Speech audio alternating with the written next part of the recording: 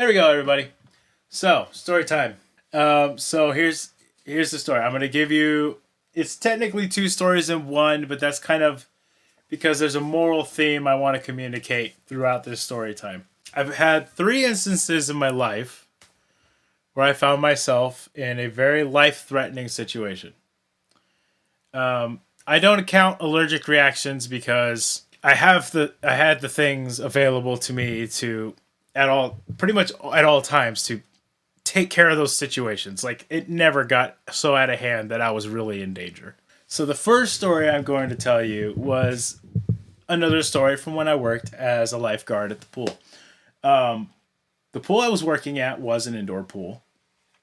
It was very warm. It was it was heat controlled. And one of the responsibilities we had as a lifeguard was, between times of being open, like once a week, maybe twice, we would take this giant vacuum at the end of a very long pole, stick it down into the water as far as it'll go, and push it along the bottom to suck up any, you know, dirt, grime, stuff that might have collected at the bottom of the 11-foot section of the pool. Happens a lot. And, it was so deep that I only had maybe 3 feet of pole out of the water. So it was really hard to push it across the pool. It was a lot of resistance from the water and it suctioned to the bottom. So it just made it a pain in the ass. So I said, okay, well, what I can do is I can take my guard tube, the big red tube all lifeguards have. I tied that to the top of the pole so that it wouldn't fall into the water. And what I would do was I would dive down to the bottom of the 11-foot section of the pool and I pushed the vacuum along the bottom of the pool. I dive down, push, kick up, go back to the top, take a few breaths of air, and do it all over again. It was like third or fourth dive. I got back to the top, took a few breaths, dove back down. As soon as I got to the bottom, I had this feeling in my lungs that just said, "You're out of air." My lungs were full of air, and I felt like I was suffocating immediately. I immediately abandoned, kicked off the bottom, and just was kicking and just pulling water down to get myself up, right? By the time I got to the lane lines, because, swimming pools have lane lines for people to keep track of where they are so that they don't swim into each other's lanes. These things float. You can put an arm on them. You can hold on. They'll help you stay up, right? By the time I got to this lane line, I'm looking at the lane line and I have. Let me see if I can do. So that's all that's all I could see. By the time my head came out of the water, that's all I could see. I hooked my arm around the lane line and just started sucking in as much air as I could. But the part I hadn't told you guys yet, I was alone. Literally half a second later, I would have passed out underwater. And nobody was going to find me for another 12 hours. There would have been nobody to rescue me. So, I've only told that story a few times, and it still f***ed me up a little bit, just going to be honest. Just knowing I was that close to not being here. Second story. Not as dire. Still pretty bad. I was floating down the Comal River on a tube. This is a normal thing in Texas. A lot of people in Texas go to the Comal Guadalupe, any of the big main rivers, get on a tube and just ride down it for hours. Okay. Now, Comal also had this section that was set up to basically create a chute. They funneled the water into a choke point and it shot you out the other end. Now, that part wasn't a problem. Also, lifeguard at the time. So I could swim. I knew my way around water. Pretty damn confident, right? Go out the chute, no issues. Just floating. I was like, okay, all right, that was fun. Awesome. I turn. And the next thing I see is there's a section of the water ahead of me that is, just calm sailing. And then there was another section that was just a little bit of rapids. And when I tell you a little bit of rapids, from my point of view, it looked like the rapids only went for maybe 5 feet in distance. So I was like, screw it. I'll just kind of like bump over this and it wouldn't be an issue. No, I was immediately tossed off of my tube. And next thing I knew, because it happened so freaking fast, I was tumbling over and over underwater through these rapids. Like, I just looked like a wheel of a person going through this rapid. And when the water pressure is so high that you lose control of yourself, scary as hell. If that wasn't enough, I crack my head on one of the rocks as I'm going through. Hurt like a bitch, for one.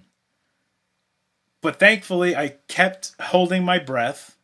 And I want to say maybe a good 2-3 seconds later, I was out of it. I was out of the chute. I was out of the rapids. I grabbed my tube because it had floated away a bit, but I swam over to it, got on the tube, and just kind of took a second. Like, had I racked my head just a little harder in those rapids,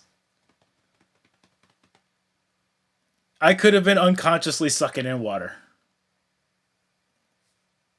And then again, I came that close to not being here anymore. And the lesson I want to tell you, I want to communicate through these stories is be careful of being too confident. Be careful of overconfidence. I didn't go to the hospital. I had a very, very small scratch on my scalp. It hurt more than it actually did damage. It just didn't feel very good. But anytime you're in a situation that is dangerous, it doesn't matter how many times you've been in that situation before. It doesn't matter how much you think you can handle that dangerous situation. Consider whether it's necessary to find yourself in that situation.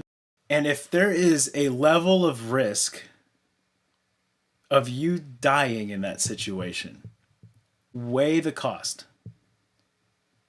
What are you going to achieve against all of the things that will be lost to your loved ones, those around you, yourself, if you don't make it to the other end? When I think about it, and it's what really put this into perspective for me, was just looking at the things I've done in my life since that point. Since the time I almost died in the pool, I've gotten married to my high school sweetheart, love of my life. I've had one beautiful baby boy with that wife. I've developed incredibly strong bonds with her family, my family. I've started this YouTube channel. I've met great people. none of those things would have happened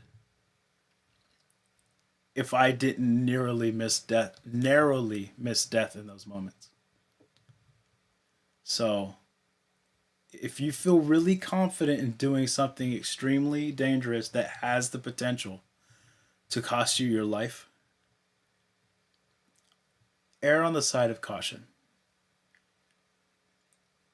This isn't to say if you're in a situation where someone starts shooting up a movie theater, you don't question whether or not you jump in front of your loved ones to catch a bullet. That's protection. That is love for your family. Me getting frustrated with the method at which I was vacuuming a pool was not worth that almost sacrifice of myself. I know this is a really heavy topic, and I really appreciate you guys listening. Every day we see stories of people who've made mistakes, um, senseless mistakes, just testing their own mortality for little to no reward, and losing that test. And I would hate for any of you who've heard this story to lose your life because you were confident that that fatal possibility could never happen to you, because it can. When they almost happened to me, I I felt like a master of the water. I was quickly humbled, very quickly.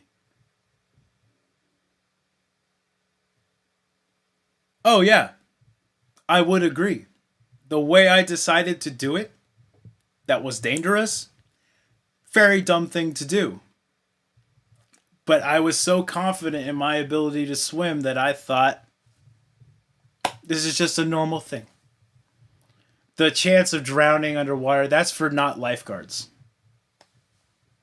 It's not true. There are people who are far more skilled than me at swimming, diving, that have lost their lives because our physiology, the way water behaves, is some lungs of air.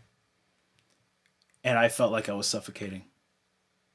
I didn't realize that I could hyperventilate myself so much that I could pass out because I had too much oxygen in my body. Teenagers do feel they strong. That is very true. Um, and unfortunately, I was also one of those kids, one of those teenagers who needed to have an accident on a skateboarding ramp to finally realize, oh, yeah, I should wear a helmet. Because when the board shoots out from under you and your head goes whip crack right against a steel ramp, you realize real fast how important a helmet is. That hurt like hell. But yeah, just this helps me kind of put that into perspective, and I hope that any of you listening can take this little bit of wisdom with you when you find yourself in a risky situation, and maybe it'll help you decide best not to test it. Thank you guys for listening. Have a wonderful morning, day, evening, and good night. And I'll see you all in the next stream.